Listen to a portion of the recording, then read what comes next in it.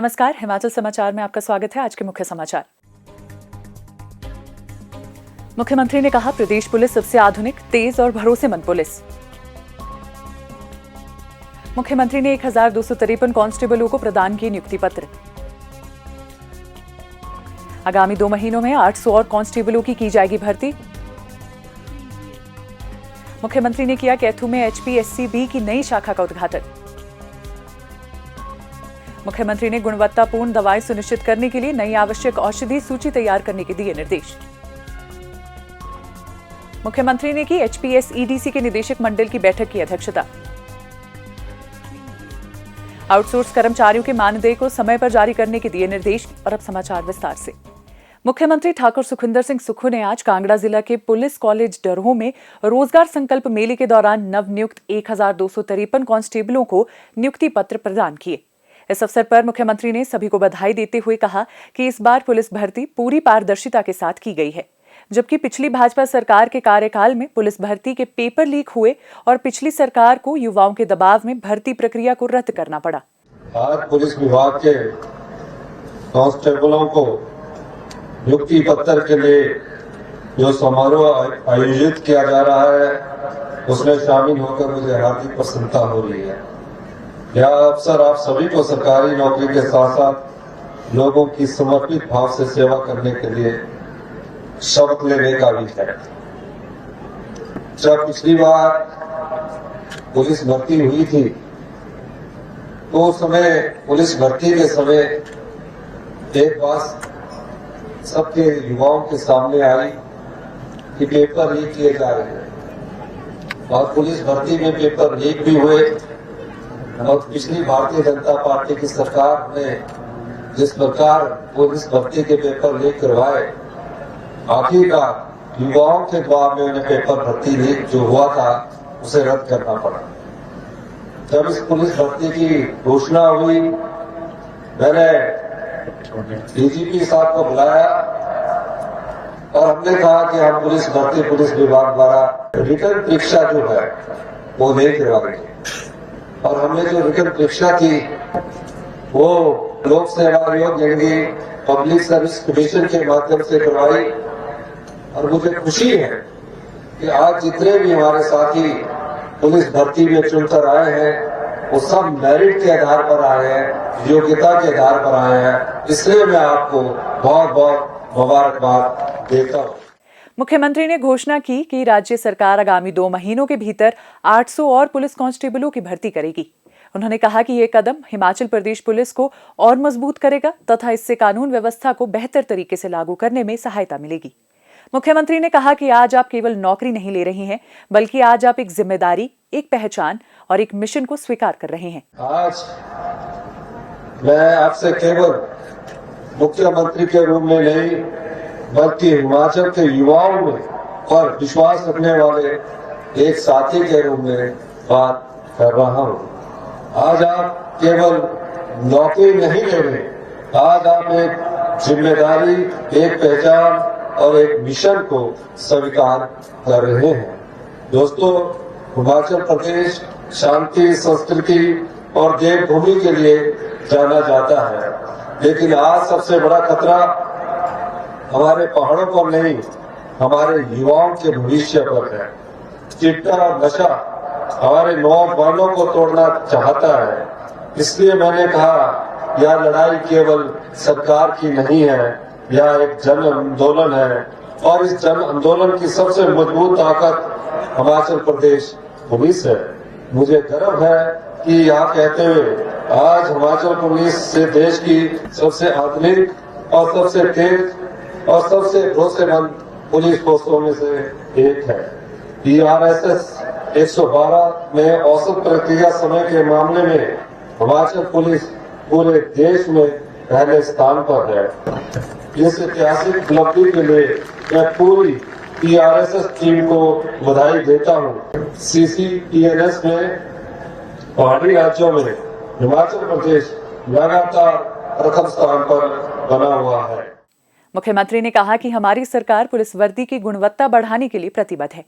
उन्होंने कहा कि पुलिस महानिदेशक को निर्देश दिए गए हैं कि देश की प्रतिष्ठित कंपनियों से उत्तम गुणवत्ता का कपड़ा लिया जाए। साथ ही पुलिस कांस्टेबलों की यूनिफॉर्म ग्रांट बढ़ाने पर भी गंभीरता से विचार किया जा रहा है।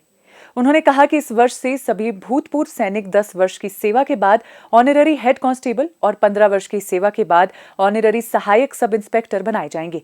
उन्होंने कहा कि कांस्टेबल से हेड कांस्टेबल बनने के लिए B1 परीक्षा का निर्णय लिया गया था। उच्च न्यायालय में इस विषय में अंतरिम स्थगन है, लेकिन सरकार पूरी मजबूती से अपना पक्ष रखेगी। मुख्यमंत्री ने कहा कि राज्य सरकार ने चिट्टा माफिया के विरुद्ध एक लड़ाई छेड़ी है। उन्होंने कहा कि वर्ष 2025 में NDPS एक्ट के तहत 2149 मामले दर्ज किए गए, जो पिछले वर्ष की तुलना में लगभग 25% अधिक है।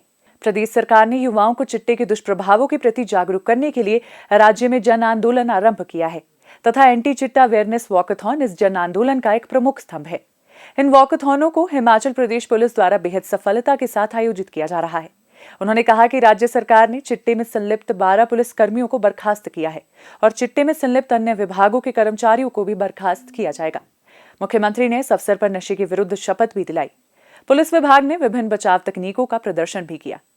मुख्यमंत्री ठाकुर सुखविंदर सिंह सुक्खू ने आज कैथू में हिमाचल प्रदेश राज्य सहकारी बैंक की नवस्थापित शाखा का उद्घाटन किया।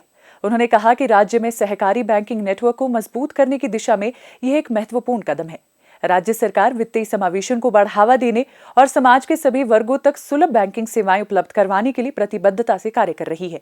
उन्होंने कहा कि सहकारी बैंक हिमाचल प्रदेश के किसानों, छोटे व्यापारियों, स्वयं सहायता समूहों और ग्रामीण उद्यमियों को सहायता प्रदान करने में महत्वपूर्ण भूमिका निभा रहे हैं। उन्होंने कहा कि राज्य सरकार सहकारी संस्थाओं के विकास और सुदृढ़ीकरण के लिए प्रतिबद्ध है।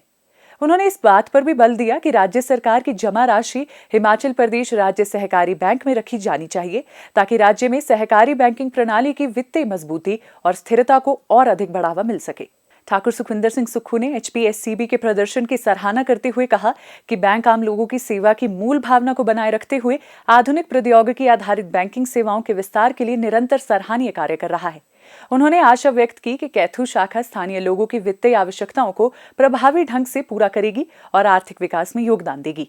मुख्यमंत्री ने कहा कि HPSCB राज्य सरकार की विभिन्न योजनाओं जैसे ई-टैक्सी योजना को लागू करने में भी महत्वपूर्ण भूमिका निभा रहा है। इस अवसर पर हिमाचल प्रदेश राज्य सहकारी बैंक ने मुख्यमंत्री राहत कोष के लिए 2 करोड़ रुपए का चेक भेंट किया। मुख्यमंत्री ने बैंक के इस उदार योगदान के लिए आभार व्यक्त करते हुए कहा कि ये वित्तीय सहायता प्रभावितों को राहत प्रदान करने तथा राज्य में प्राकृतिक आपदाओं और अन्य आपात स्थितियों से प्रभावी ढंग से निपटने में अत्यंत सहायक साबित होगी। मुख्यमंत्री ठाकुर सुखविंदर सिंह सुक्खू ने मंगलवार देर सायं स्वास्थ्य विभाग की समीक्षा बैठक की अध्यक्षता करते हुए अधिकारियों को सरकारी स्वास्थ्य संस्थानों में मरीजों को गुणवत्तापूर्ण दवाएं उपलब्ध करवाने के लिए नई आवश्यक औषधि सूची तैयार करने के निर्देश दिए।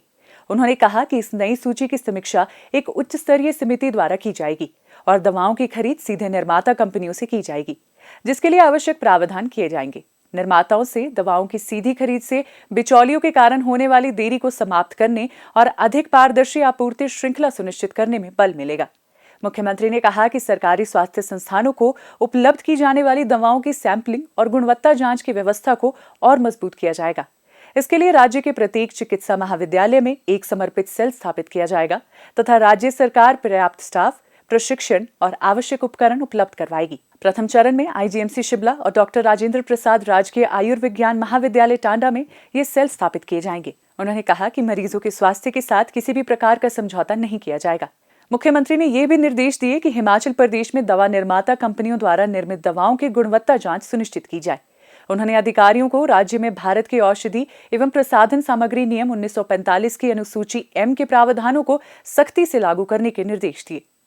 मुख्यमंत्री ठाकुर सुखविंदर सिंह सुक्खू ने मंगलवार को शिमला में हिमाचल प्रदेश राज्य इलेक्ट्रॉनिक्स विकास निगम के निदेशक मंडल की बैठक की अध्यक्षता की। बैठक में निगम के कार्यों, वित्तीय स्थिति और भविष्य की योजनाओं पर विस्तार से चर्चा की गई। मुख्यमंत्री ने निगम के आउटसोर्स कर्मचारियों का मानदेय प्रत्येक माह की 7 तारीख तक जारी करने के निर्देश दिए, ताकि कर्मचारियों को अपने दैनिक खर्चों के निर्वहन में किसी प्रकार की कठिनाई का सामना न करना पड़े। उन्होंने कहा कि कर्मचारियों के समय पर भुगतान व्यवस्था सरकार की प्राथमिकताओं में शामिल है। मुख्यमंत्री ने निगम की वित्तीय स्थिति की समीक्षा करते हुए कहा कि वित्त वर्ष 2023-24 में निगम ने 275 करोड़ रुपए का टर्नओवर दर्ज किया, जिसमें 15 करोड़ रुपए का शुद्ध लाभ अर्जित हुआ। इसी प्रकार वित्त वर्ष 2024-25 में निगम का टर्नओवर 300 करोड़ रुपए रहा और 18 करोड़ रुपए का शुद्ध लाभ प्राप्त हुआ। वर्तमान वित्त वर्ष में 31 दिसंबर 2025 तक निगम ने 199 करोड़ 25 लाख रुपए का कारोबार दर्ज किया है। बैठक में मुख्यमंत्री ने निविदाओं पर लागू तकनीकी शुल्क में संशोधन के निर्देश भी दिए। उन्होंने कहा कि 5 करोड़ रुपए तक के टेंडरों पर 5%, 5 करोड़ रुपए से अधिक और 10 करोड़ रुपए तक के टेंडर पर 3% तथा 10 करोड़ रुपए से अधिक के टेंडरों पर 2% तकनीकी शुल्क निर्धारित किया जाए, ताकि प्रक्रिया अधिक व्यवहारिक और संतुलित हो सके। निदेशक मंडल की बैठक में निगम के नाम में परिवर्तन को भी स्वीकृति प्रदान की गई। अब हिमाचल प्रदेश राज्य इलेक्ट्रॉनिक्स विकास निगम को Himachal Pradesh electronics, man power एवं ओवरसीज एम्प्लॉयमेंट कॉर्पोरेशन के नाम से जाना जाएगा, क्योंकि निगम राज्य के युवाओं को विदेशों में रोजगार उपलब्ध करवाने की दिशा में भी सक्रिय भूमिका निभा रहा है। हिमाचल समाचार देखने के लिए सब्सक्राइब करें यूट्यूब चैनल हिमाचल समाचार, लाइक करें Facebook page information and public relations department Himachal Pradesh और सीएमओ हिमाचल, फॉलो करें एक्स @DPRHP और सीएमओ हिमाचल, फॉलो करें इंस्टाग्राम @DIPR हिमाचल और सीएमओ हिमाचल, विजिट करें वेबसाइट www.himachalpr.gov.in। इस अंक में इतना ही, कल फिर होगी मुलाकात। दीजिए इजाजत, नमस्कार।